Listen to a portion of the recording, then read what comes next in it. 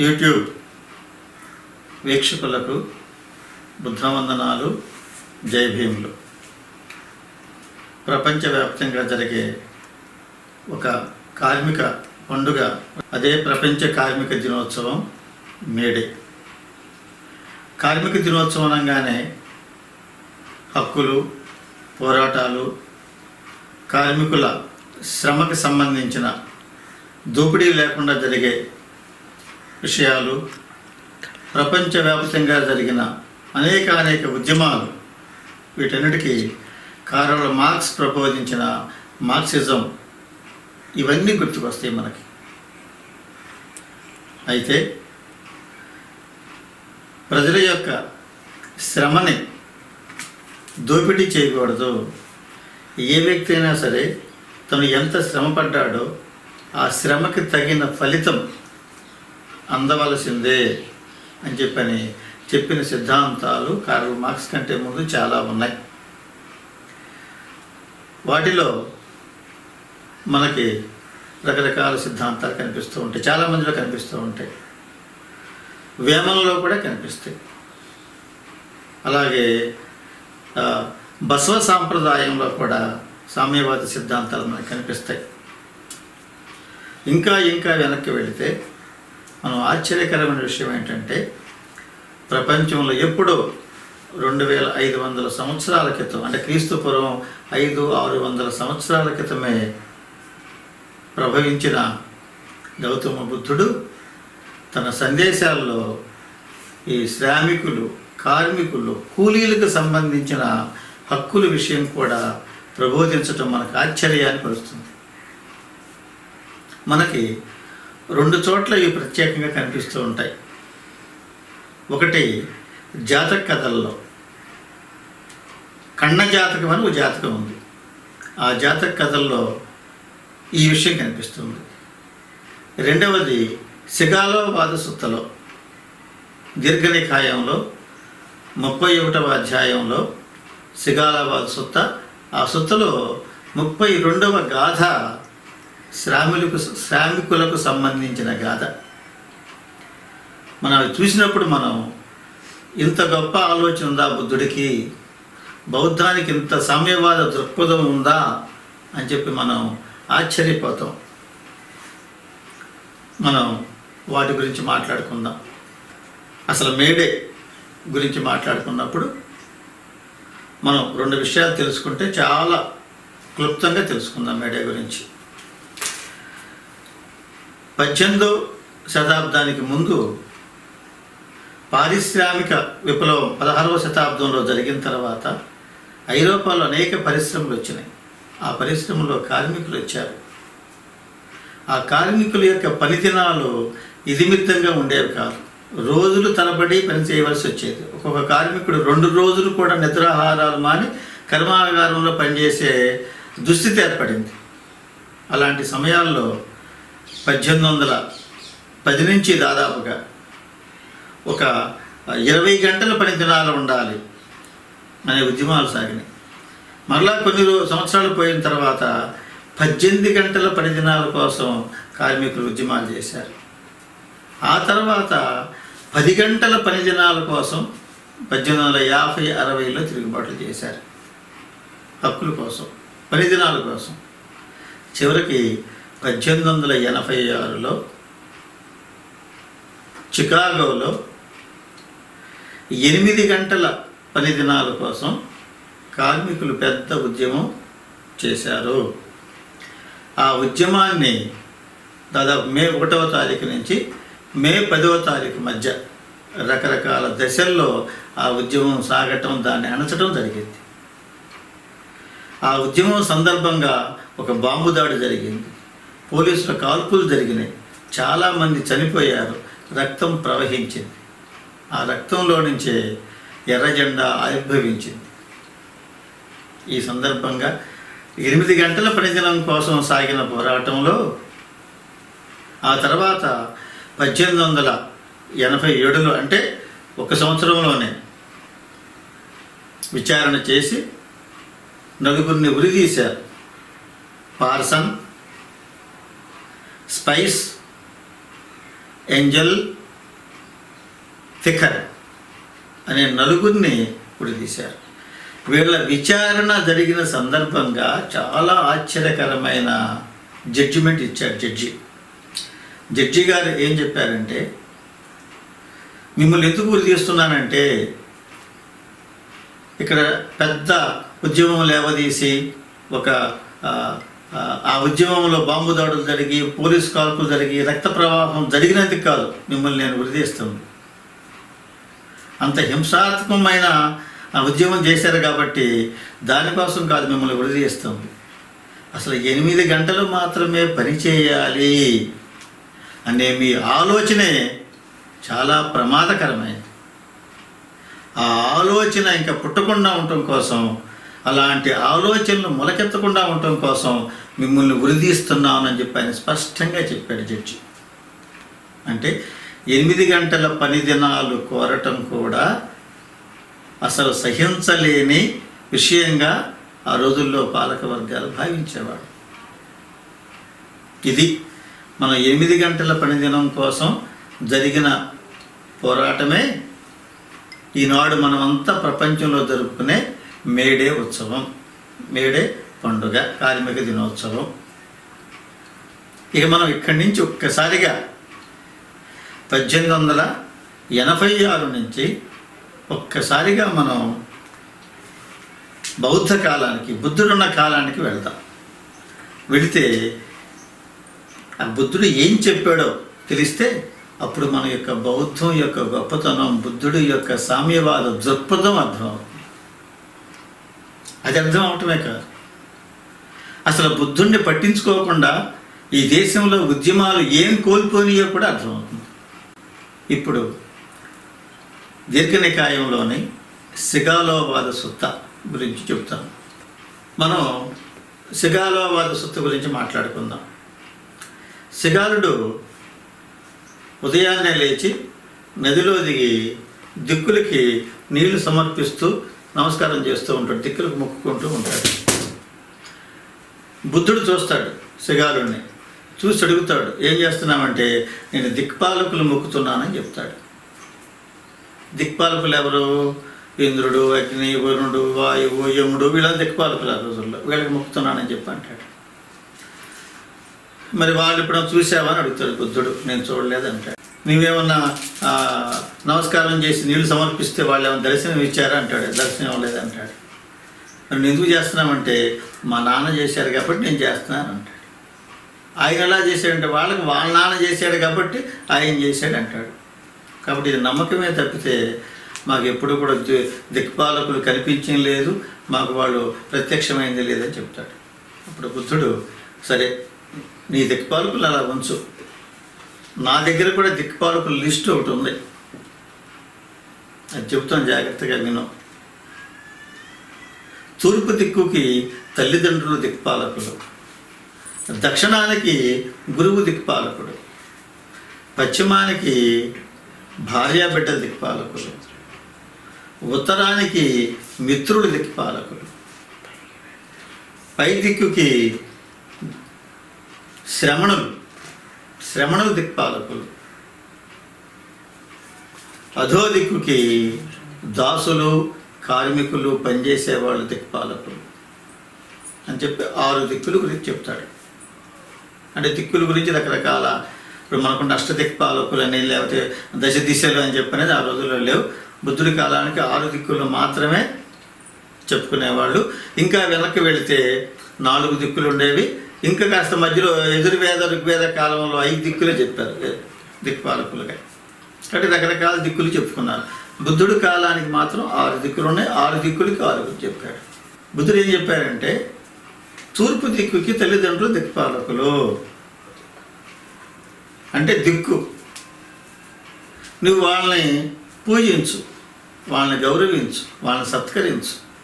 నేను తప్పనిసరిగా అలాగే చేస్తానన్నాడు సిగాలుడు. పూజించడం అంటే ఏమిటి? ఎవరైనా సరే ఇక్కడ చెప్పిన దిక్పాలకులను పూజించడం అంటే ఏంటంటే ఎవరి పట్ల చూపవలసిన బాధ్యతని వాళ్ళ పట్ల చూపటం, తల్లిదండ్రుల పట్ల చూపవలసిన బాధ్యతను తల్లిదండ్రుల పట్ల చూపించటం, గురువుల పట్ల చూపించవలసిన బాధ్యతని గురువుల పట్ల చూపించటం, భార్యాబిడ్డల పట్ల చూపించవలసిన కర్తవ్యాన్ని, బాధ్యతని వాళ్ళ పట్ల చూపించటం, ఇది పూజించటం అంటే. పూలు, పండ్లు, నీళ్లు సమర్పించడం కాదు. అప్పుడు శిగాలుడు దాన్ని చక్కగా అనుష్ఠిస్తానని చెబుతాడు. ఇక్కడే మనం ప్రత్యేకంగా చెప్పుకోవాల్సింది ఏంటంటే, దాసులు అంటే సేవకులు, పనివాళ్ళు, వీళ్ళని పూజించడం అంటే ఏమిటి అని చెప్పాడు బుద్ధుడు. చాలా జాగ్రత్తగా వినవలసిన అంశం ఇది. మనం ఆశ్చర్యపోయే అంశం, నివ్వెరపోయే అంశం. బుద్ధుడు ఏం చెప్పాడంటే, సేవకులను నువ్వు 5 రకాలుగా పూజించాలి అని చెప్పన్నాడు. 5 రకాలుగా. ఏమిటి 5 రకాలుగా పూజించటం సేవకుల్ని? 1, ఆయన 5 విషయాలు చెప్పాడు. 1, సేవకుల్ని తగిన సమయంలోనే పనిచేయించాలి. సమయాలు చూసి పనిచేయించాలి. ఏంటి తగిన సమయం అంటే, బారెడు పొద్దు ఎక్కిన తర్వాత మాత్రమే వారిని పనిలోకి పిలవాలి. బారెడు పొద్దు ఉండగానే పని నుంచి పంపివేయాలి. అంటే అటు బారెడు పొద్దు, ఇటు బారెడు పొద్దు. ఉదయ సాయంకాలంలో బారెడు తీసేస్తే మిగిలిన పొద్దు సమయంలోనే మనం పనిచేయించాలి. సేవకులతో, కూలీలతో ఆ సమయంలోనే పని చేయించాలి. తెల్లవారుజామునే లేపి అర్ధరాత్రి దాకా పని చేయించకూడదు. అంటే ఒక లిమిటెడ్ సమయంలోనే పని చేయించాలి. అంటే ఖచ్చితంగా మనకది 8 గంటల సమయం మాత్రమే వస్తుంది. అంటే 8 గంటల సమయం మాత్రమే, పని దినం 8 గంటలు మాత్రమే ఉండాలని చెప్పని బుద్ధుడు 2500 సంవత్సరాల క్రితమే చెప్పాడు శిగాలావా సుత్తలో. నిజంగా వాస్తవం కూడా ఇదే. చికాగోలో వాళ్ళు ఉద్యమం చేసినప్పుడు ఏమడిగారంటే, కోర్టుకి ఏం చెప్పారంటే, 24 గంటలు, 8 గంటలు విశ్రాంతి తీసుకోవాలి మనిషి. 8 గంటలు విందులు, వినోదాలు, బంధువులు, ఇలాంటి కార్యక్రమాల్లో, ఇతర కార్యక్రమాల్లో వాటిల్లో పనిచేయాలి. 8 గంటలు పనిచేయాలి. మొత్తం 3/24. ఇందులో 8 గంటల పని దినాన్ని మాత్రమే బుద్ధుడు చెప్పాడు. ఇంకా రెండవ అంశం ఆహారం, కూలి. పని చేయించుకునే వ్యక్తి ఆహార పదార్థాలనైనా ఇవ్వాలి కూలిగా. రెండవది ధనాన్నైనా ఇవ్వాలి. ఈ 2 పద్ధతుల్లో ఏ పద్ధతి అయినా ఇవ్వాలి అని చెప్పి చాలా స్పష్టంగా చెప్పాడు. ఇక మనం చాలా ఆశ్చర్యపోతామండి. బుద్ధుడు కంటే ముందు ఈ కూలి, ధనం ఇవ్వాలనే విషయాన్ని మనం ఎక్కడ చరిత్రలో చూడం. ఆ తర్వాత అశోకుడిలోనే చూస్తాం. అశోకుడు కూడా నెల జీతాలు ఇచ్చాడు. నెలవారీ జీతాలు ఇవ్వాలనేది బౌద్ధం ఈ దేశానికి, ఈ ప్రపంచానికి నేర్పిన ఒక విలువ, ఒక సంప్రదాయం. జీతాలని డబ్బు రూపంలో ఇవ్వాలి, నెల జీతాలు ఇవ్వాలి, ప్రతి నెల జీతం ఇవ్వాలి అని చెప్పాను.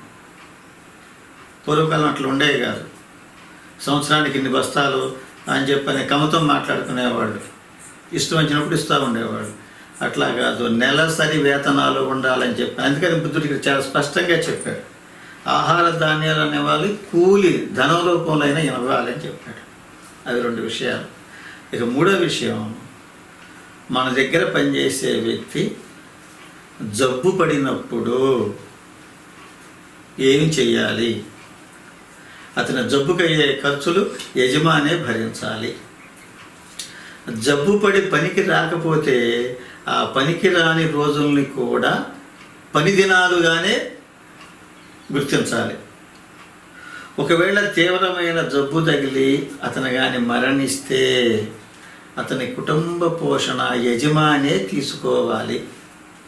ఈ 3 ఆ అంశంలో ఉన్నాయి. జబ్బు పడినప్పుడు ఏం చేయాలి కూలివానికని. ఇక 4వ విషయం తిండి, ఆహారం. మనం చాలా చోట్ల చూస్తాం. మన దగ్గర పనిచేసే జీతగాళ్ళకి మిగిలిపోయిన ఆహార పదార్థాలు పెడతాం, సద్దివి పెట్టడం, మిగిలిపోయినవన్నీ తీసుకొచ్చి పెట్టడం చేస్తూ ఉంటాం. ఇప్పుడు కూడా చాలామంది చేస్తూ ఉంటారు అది. కానీ బుద్ధుడు ఏం చెప్పాడంటే, యజమాని ఏ పూట వండుకున్న ఆహారం ఆ పూటే కూలి వాళ్ళకి పెట్టాలి. అది నేను పండుగ సందర్భంగా మంచి మంచి పిండి వంటలు, నైవేద్యాలు, మంచి భోజనాలు కానీ వండుకుంటే అవన్నీ కూడా తనతో పాటే కూలి వాళ్ళకు కూడా పెట్టాలి. సద్దివి పాసిపోయిన కూళ్ళు పెట్టకూడదు. ఇది 4వ అంశం. ఇక 5వ అంశం, శక్తిని బట్టి పని చేయించాలి. ఒక వ్యక్తి యొక్క శారీరక దారుఢ్యాన్ని బట్టి, బలాన్ని బట్టి ఇతను ఈ పని చేయగలడా లేదా, అది ఇతని బలానికి సంబంధించి, ఇతని శక్తికి సంబంధించి ఏ పని అయితే చేయగలడు అలా ఎంచుకుని అలా పని చేయించాలి. ఈ 5 కూడాను బుద్ధుడు కూలీల పట్ల యజమానులు ఆచరించవలసిన నియమాలని చెప్పాడు. శాసనం చేయడు బుద్ధుడు ఎక్కడ కూడాను. ఎందుకంటే రాజు కాదు కదా, రాజ్యం కాదు కదా, ధర్మ ప్రబోధాలు చేస్తాడు. ఇలా చేస్తే మంచిది, నువ్వు నీ కింద పనిచేసే కూలి వాళ్ళని ఈ విధంగా చూస్తే వాళ్ళని పూజించినట్లు, వాళ్ళ పట్ల గౌరవభావం ఉన్నట్లు, పూజ్యభావం ఉన్నట్లు. కాబట్టి ఎందుకు వీళ్ళని పూజించాలంటే, మనం ఈ సమాజంలో బ్రతుకుతున్నామంటే తల్లిదండ్రులు, గురువులు, భార్యాబిడ్డలు, మిత్రులు, బంధువులు, పనిచేసేవాళ్ళు, కూలీలు, శ్రమణకులు, ధర్మాన్ని ప్రబోధించే శ్రమణకులు, వీళ్ళందరూ ఉన్నదే సమాజం.